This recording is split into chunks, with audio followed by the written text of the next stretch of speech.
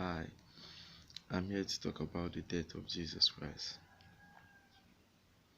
Let us see what the Bible is saying about the death of Jesus Christ and not the world, because the world, what the world is presenting to us is falsehood and lies. Now, in Matthew 12:39-14, the Pharisees and the scribes were after Jesus Christ. Show us a sign, show us a sign. We want a sign from thee. And he said that evil and adulterous generation seek after a sign, that there will be no sign given as the sign of Jonah. As Jonah was 3 days and 3 nights in the belly of the fish, so will the Son of Man be 3 days and 3 nights in the heart of the earth. When you read Jonah 1:17, the Bible said that Jonah was 3 days and 3 nights in the belly of the fish. So the week that Christ died, there were two events that occurred. There was feast of Passover and there was Sabbath of the week. This is what the pastors of the world failed to realize, and they filled our textbooks, the church, with all lies and deceit. Now at that point of Jesus Christ, he told us 3 days and 3 nights. Now they are telling us that Christ died on Friday and he resurrected on Sunday, which is not up to 3 days and 3 nights. From Friday evening till Sunday early morning is not up to 3 days and 3 nights. He told us 3 days and 3 nights.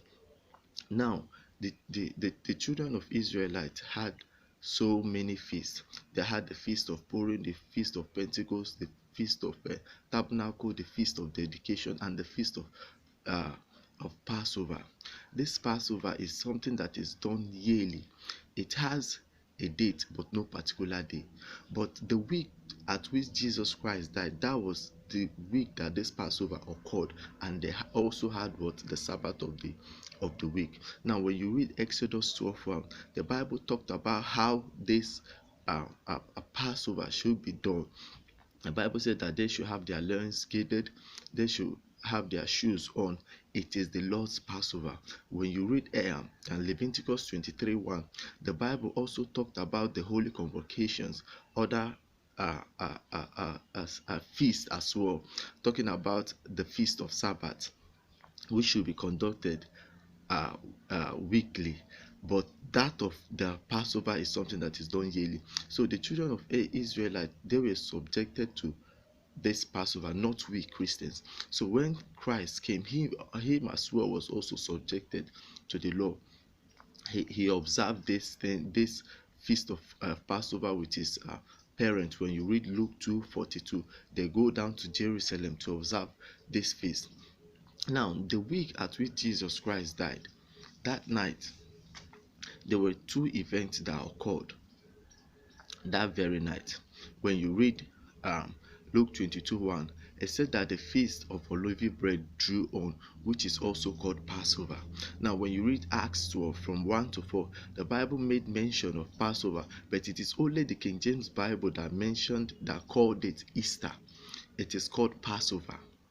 Now, we should not be confused about this whole falsehood we see in the church.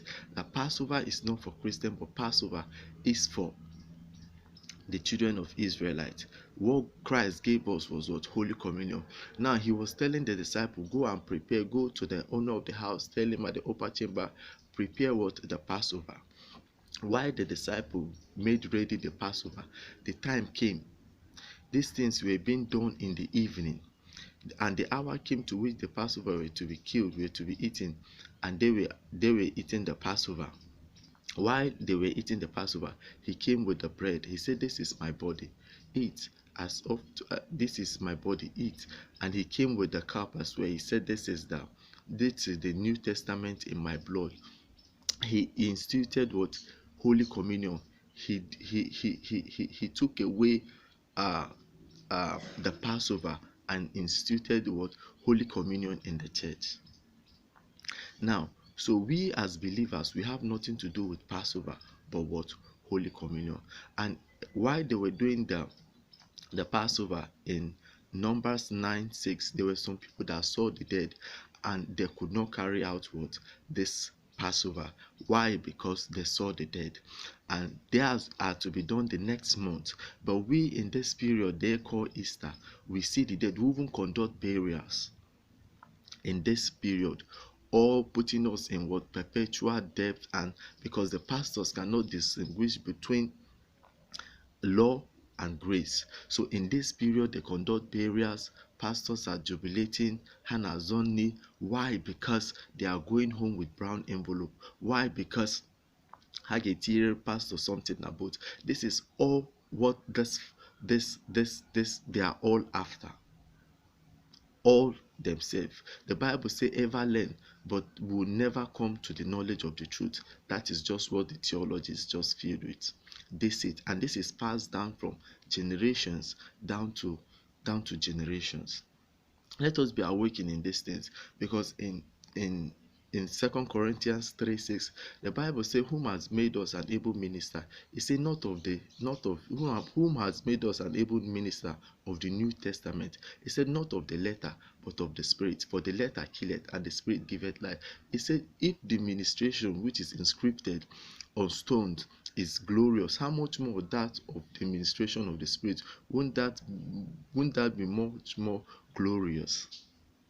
So let us be awakened that these are two different things. So you cannot keep Passover and do Holy Communion. Let us be awakened that there is a difference between law and grace. So instead of them, we want a place where sinners will be transformed to saints, not building churches and cathedrals, making us 10 times candidates of hell.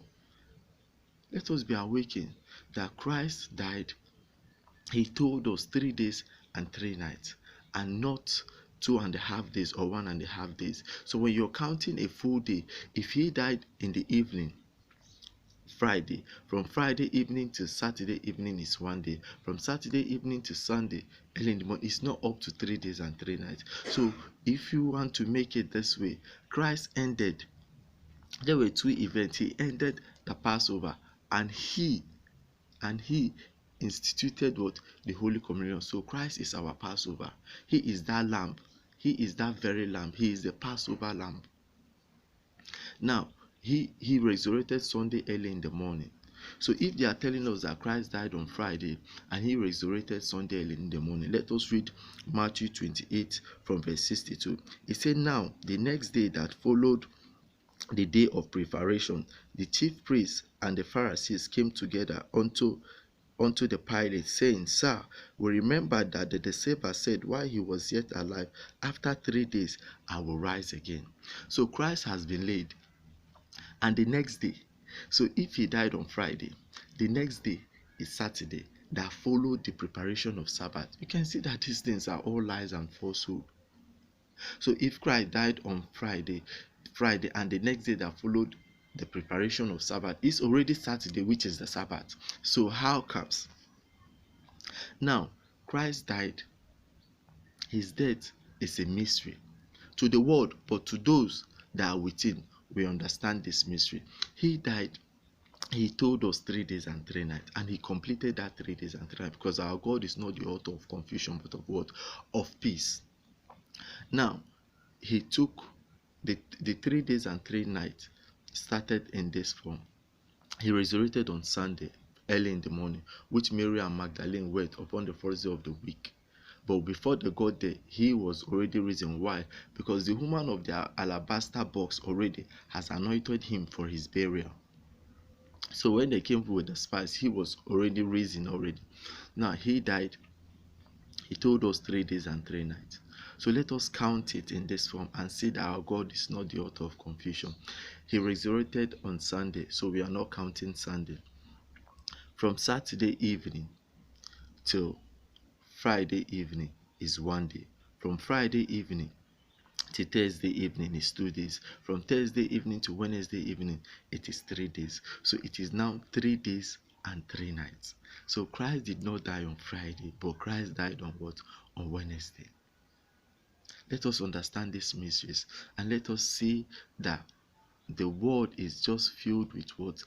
Deceit and lies. So I rather die with this perception of Christ than die in deception.